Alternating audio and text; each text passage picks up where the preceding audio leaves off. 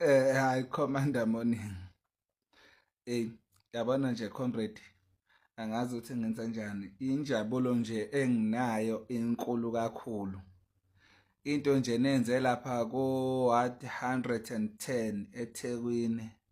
Hayibo isangijabulisile. Hayi. Isangijabulisile kakhulu comrade. Usiye ukuthi ma commander siya eWard 24 eSoweto siphinde siye eWard 18 eMandeni nem so asikaqedi comrade asikaqedi laba ababethi siyahlanya sebefaka amacala nabo ka IC kushuthi lo IC thina masithi uyabheda bathi siyahlanya sibatshena ukuthi uIC awukho right bathi siyahlanya balifakile icala kwagogo balifaka nabantu baka DA laba baka Helenzini bethi ngathi akuhambanga kahle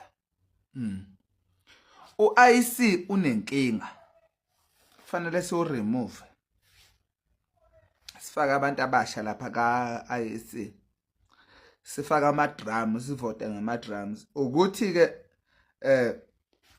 umsholozi abam-understand mayithi fanele sivote ngama-drums inakasho ukuthi ama-drums literally but i-voting yethu is not transparent is-affectile siwumkhonto siwinile kwathiwa siwinanga and i-affecta bona manje bakhala ngo-IEC. In fact, we are vindicated. Maskhala ngo-IEC. Ukuthi awukho right. But ke, if we benefited and I have no shame. If I have to benefit 4 or 5 times in a row, I have no shame. If I will benefit, I have no shame. They benefited, angithi. Basaroba siwinile 29 May. I have no shame. If I'm a commander umkhonto wesizwe akazile ukubona ilopholi at ba it's fine. We benefited and we have no shame.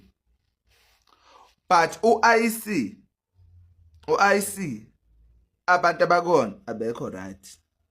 But ke it's fine. But ke uIC kufanele ukuthi siwulungise amavote ethu owawathatha uIC siyawafuna